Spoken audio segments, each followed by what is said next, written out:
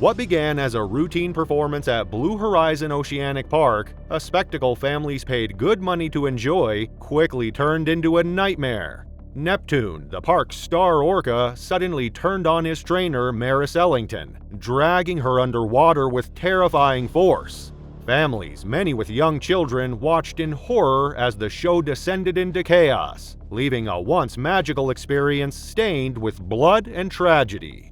Blue Horizon Oceanic Park, nestled in San Diego, California, stood as a premier marine attraction, renowned for offering more than just its famous orca performances. Visitors were captivated by its cutting-edge aquariums, interactive dolphin experiences, and a vibrant coral reef exhibit. However, the park's true centerpiece was Neptune, a massive 20-foot-long, 10,000-pound male orca whose mesmerizing shows drew thousands of spectators weekly. As the park's biggest star and financial cornerstone, Neptune performed 6 electrifying shows each week, anchoring the park's success and solidifying its reputation as a must-visit destination. But behind the scenes, not everything was as seamless as it appeared. Trainers had reported increasingly erratic behavior from Neptune, who was known to slap his tail against the tank walls and refuse commands. Despite the warnings, Blue Horizon management insisted the show continue, citing the orca's massive contribution to the park's revenue.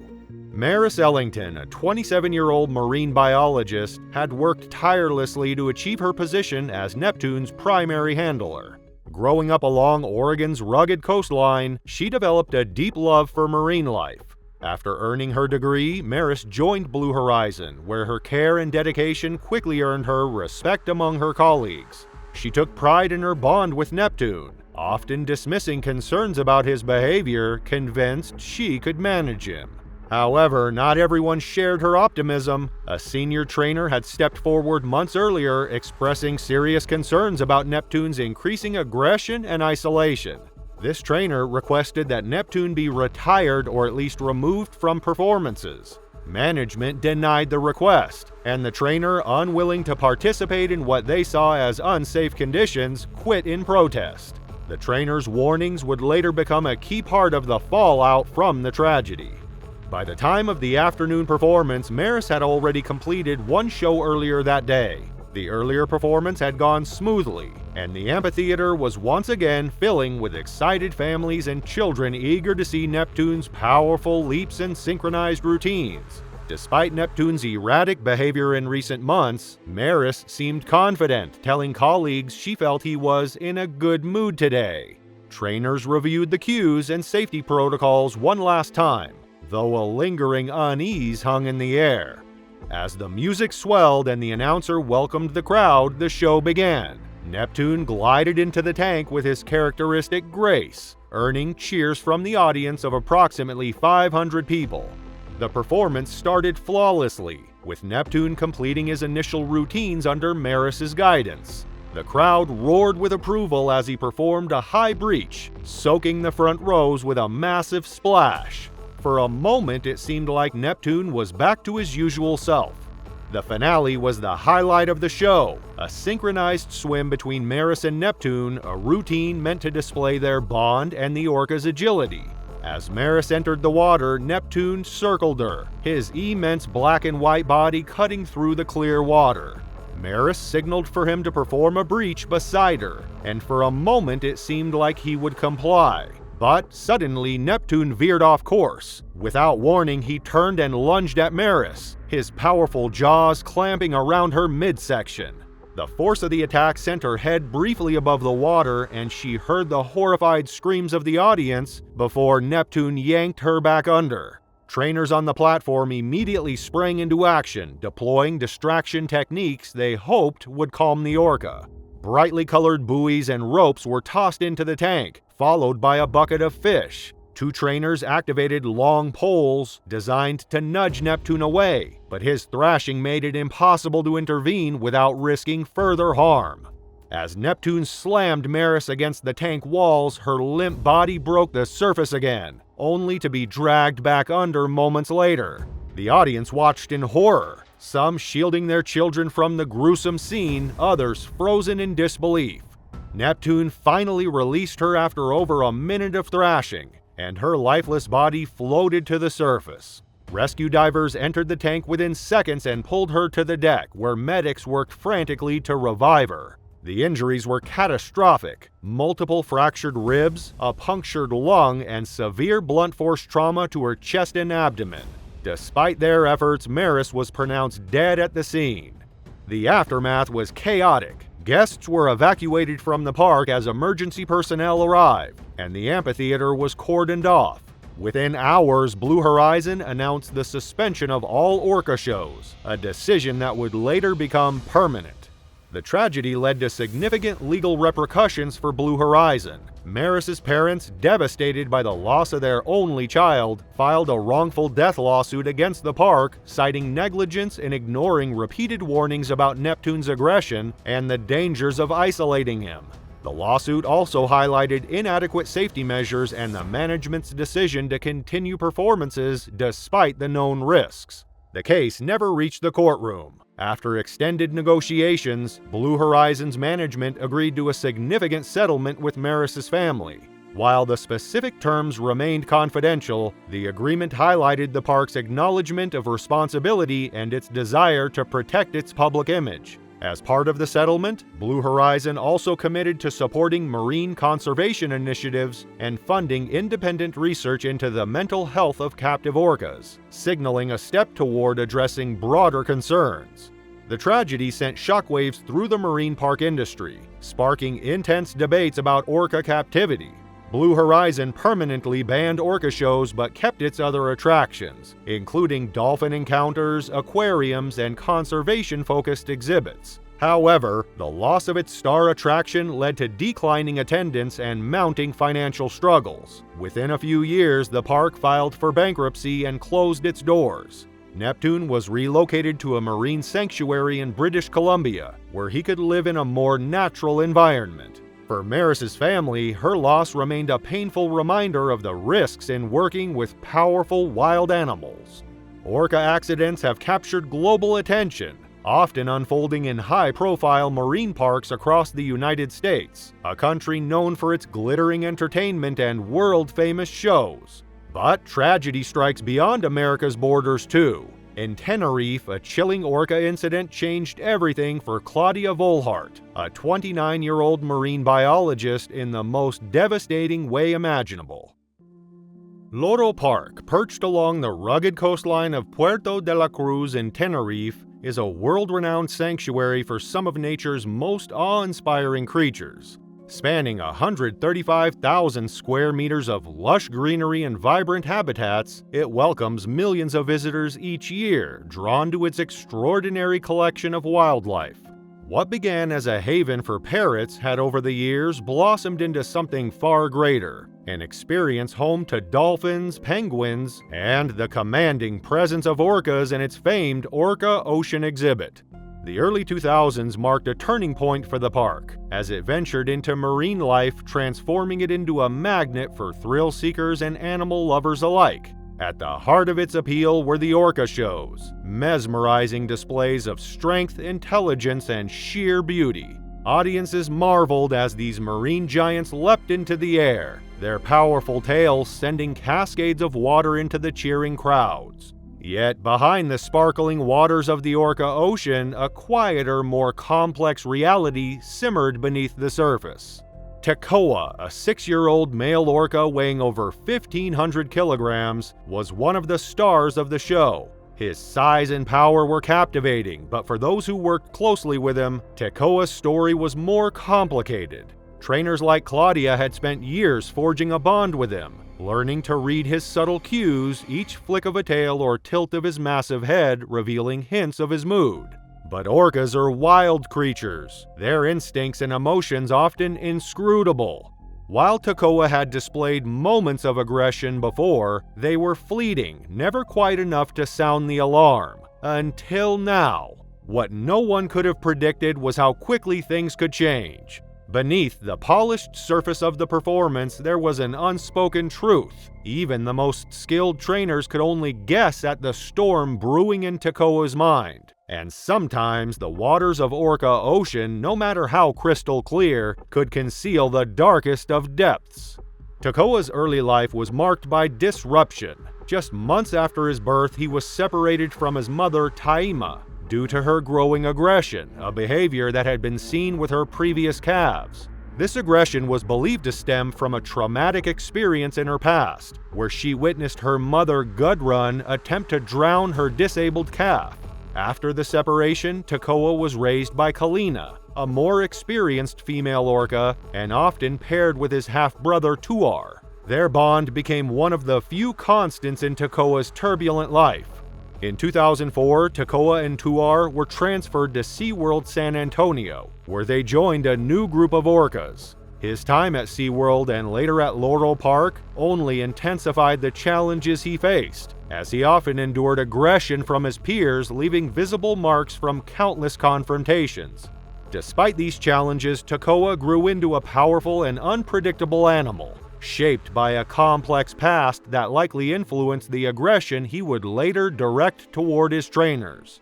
Claudia Volhart, a 29-year-old marine biologist from Weinheim, Germany, was one of Tekoa's devoted trainers. For her, working with orcas had always been a thrilling and natural experience. Europe's only female orca trainer, Claudia had spent years at Laurel Park, building deep bonds with creatures that most people would only ever glimpse from a distance.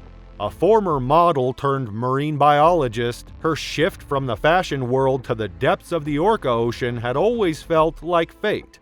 Through unwavering dedication, she had earned her place at the park, and in the water, she felt an almost mystical connection with Tekoa. But today, as she prepared for another session, an unusual tension hung in the air. It was just another training session, or so it seemed.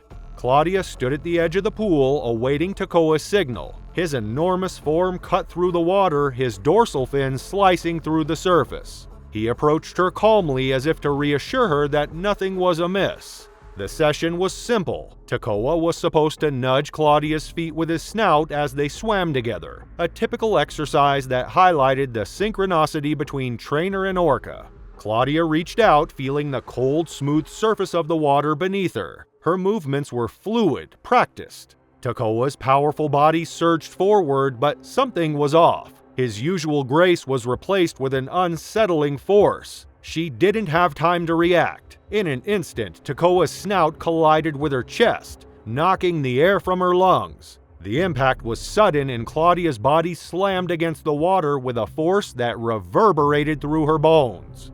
Before she could take another breath, Tekoa surged forward again, and the full weight of his body struck her once more, sending her spiraling beneath the water. Her arms flailed as she tried to stabilize herself, but the water was now a blur of cold, unforgiving depths.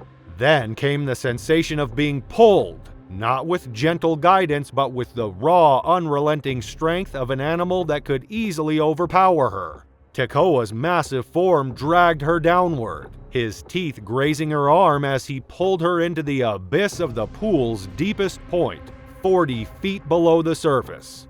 A moment of weightlessness, then the pressure of the water, the sheer depth pushing against her chest, constricting her lungs. Claudia's vision blurred, the world around her fading as the sound of rushing water drowned out everything else. Tekoa's teeth clamped down on her arm, sharp and firm, the feeling like nothing she had ever encountered before. Her mind raced, and yet she couldn't summon the strength to break free. She kicked desperately, but there was no escaping his grip. Seconds stretched into what felt like an eternity. Then, as quickly as it had begun, the force pulling her down released. Tekoa resurfaced, his teeth still clutching her arm, and his powerful muscles propelled them both back to the surface. The air was cold against her face as she gasped for breath, struggling to stay conscious. The world around her came into focus, but the pain in her arm and chest was overwhelming. She tried to scream, but all that emerged was a strangled gasp. Her colleagues, who had been standing by the poolside, saw the danger unfolding. Without a moment's hesitation, they rushed to the edge, pulling her from the water and away from the grasp of the orca. Claudia's body was limp, her chest heaving as they hauled her to safety. She could barely comprehend what had just happened. The attack, that's what it had been, an attack, had happened so quickly, so unexpectedly, that even she had trouble accepting it. The trainers worked in a blur of action, and soon Claudia was rushed to the hospital. Miraculously, she survived the attack, but her injuries were severe: a broken elbow, a bruised lung, and deep internal trauma. As doctors worked to stabilize her, it became clear that the physical wounds were only part of the ordeal. The mental toll would linger long after the bruises faded. Back at Loro Park, the reality of the situation began to set in. Tekoa had always been a powerful animal, but no one had anticipated that he would lash out with such violence. His previous behaviors had been seen as quirks, not threats, but now the trainers knew the risks more intimately. The park's management decided that water-based training with Tekoa would be suspended indefinitely. The decision, though made in haste, was a painful acknowledgement of the risks inherent in working with orcas. For Claudia, recovery was a slow process, marked by the enduring scars of the attack. The park itself faced irreversible changes. Trainers no longer entered the water with Tekoa, and the once thrilling shows took on a somber tone. Questions about the ethics of captivity grew louder, as Tekoa's actions became a stark reminder of the unpredictable nature of even the most trained wild animals, challenging the illusion of control over creatures of such immense power. Claudia's story may have shocked the world, but the real victims are the orcas themselves, forced into a life of captivity they never chose. While trainers willingly step into this world, the orcas are confined, their natural instincts suppressed. Our next story focuses on Candu, an orca whose tragic story reveals the devastating consequences of keeping these majestic creatures in captivity. Candu had been captured from her home in the wild waters off Iceland in 1977 when she was just a calf.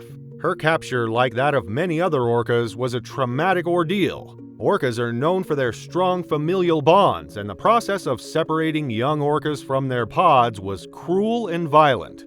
A team of experts located Candu's pod through air surveillance, and boats were sent out to surround the orcas, slowly guiding them into a smaller area. Nets were used to separate the young orca from the rest of her pod, and she was captured, transported in a net on a boat, and sent to a new life in captivity. The name Candu was chosen by her captors, acknowledging the cultural importance of orcas to indigenous communities in the Salish region.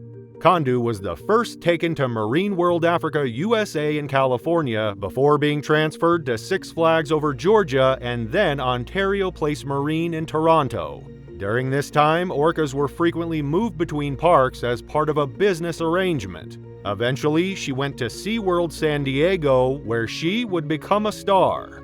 To the public, Candu's performances were the pinnacle of orca behavior, showcasing their intelligence, strength, and beauty. But beneath the surface, her life in captivity was marked by immense struggles. Captive orcas, especially those like Candu, often displayed erratic behaviors, a direct result of confinement in artificial enclosures that fell far short of the vast ocean they were meant to inhabit.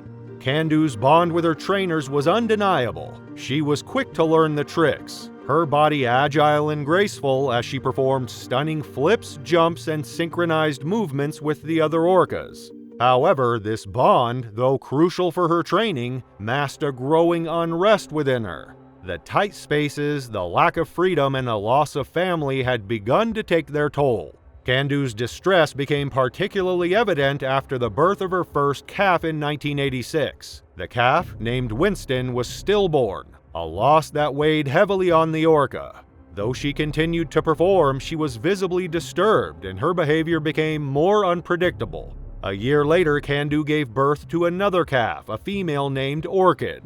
The bond between mother and daughter was immediate, but so too was the growing tension with the other orcas, particularly Corky. Candu's protective instincts toward Orchid were sharp, and she became more territorial. By the time of the August 21st performance, Candu's aggression had reached a boiling point. The show was meant to feature Candu and Corky in a synchronized performance, but as the crowd looked on, Candu's behavior grew erratic. Candu, agitated by Corky's closeness to Orchid, began to exhibit signs of dominance. In the wild, orcas established their place in the pod through complex social interactions, but here the confines of captivity had pushed Candu's natural instincts to the edge. The performance meant to showcase the orca's beauty turned into a disturbing display of aggression. Candu attempted to assert her dominance over Corky through a behavior known as raking, a tactic used by orcas in the wild to establish authority. It was a violent act, scratching at Corky with her teeth in an attempt to overpower her. But Candu miscalculated. Corky was larger, heavier, and more experienced. Candu lunged and tragically missed her target, instead hitting the concrete wall of the pool with tremendous force. The sound of impact echoed through the arena, and the audience fell silent. Candu's upper jaw was fractured and an artery was severed. Blood began to spurt from her blowhole, a horrifying sight for the spectators. In the panic that followed, SeaWorld staff immediately rushed to remove the orcas from the stage. The audience was ushered out of the stadium, and Candu was moved to a back pool, accompanied by her calf orchid. Candu's injuries proved to be fatal. Despite the immediate response, the blood loss was immense, and after 45 minutes of struggle, she succumbed to her wounds. In her final moments, Candu remained by Orchid's side, her maternal bond unbroken. Even as her strength faded, she stayed close to her daughter as if offering her comfort and protection one last time. Her life was cut tragically short in the very place that had once been her stage, leaving behind a poignant legacy of love and loss. The death of Candu was a pivotal moment in the history of SeaWorld and animal entertainment. It was a tragedy that raised questions that would go unanswered for years. Was Candu's death simply a result of a tragic accident, or was it an inevitable consequence of captivity? In the aftermath, it was revealed that Candu had exhibited aggressive behavior on several occasions prior to the incident. She had snapped at trainers and displayed hostility toward other orcas, behaviors that are not typical for orcas in the wild. On March 4, 1987, Candu was filmed slamming into a trainer, dragging him to the bottom of the pool, an incident that highlighted the growing issues with her behavior.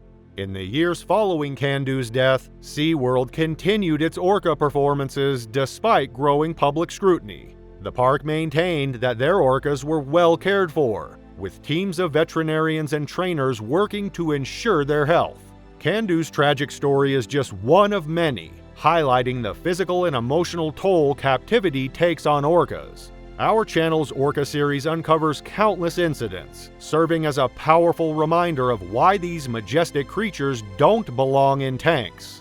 Shamu the orca is another heartbreaking example. Not only did Shamu attack a trainer, but her life ended in the most horrific way, a grim testament to the cruelty of captivity that will leave you speechless.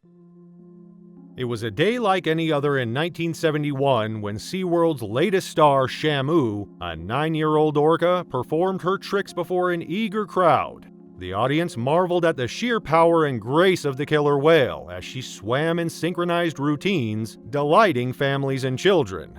For years, the name Shamu had been a symbol of joy and wonder, a living testament to the marvels of the ocean. But on that fateful day, everything changed. Shamu's life had been one of captivity and confusion since her violent capture from the waters of Puget Sound in 1965. She had been torn from her mother by Ted Griffin, a man known for his ruthless orca hunts. The traumatic capture left Shamu with scars that would never heal. Her mother, desperate to protect her, had been harpooned and left bleeding, sinking like a stone into the water. Shamu was left behind, helpless, as Griffin claimed her for his collection. After her capture, Shamu was sold to SeaWorld, where she was thrust into a world far from the open waters she once roamed. The marine park, a new attraction in San Diego, promised to showcase the beauty of the ocean, but it was a paradise only for the humans. For Shamu, it was an unending nightmare of confinement. The tank she was housed in was too small for her 1,700-pound frame, 20 feet by 30 feet, a mere fraction of the space she needed. For Shamu, the vast expanse of the ocean was replaced by cold concrete walls and glass. The natural world she had once known was gone.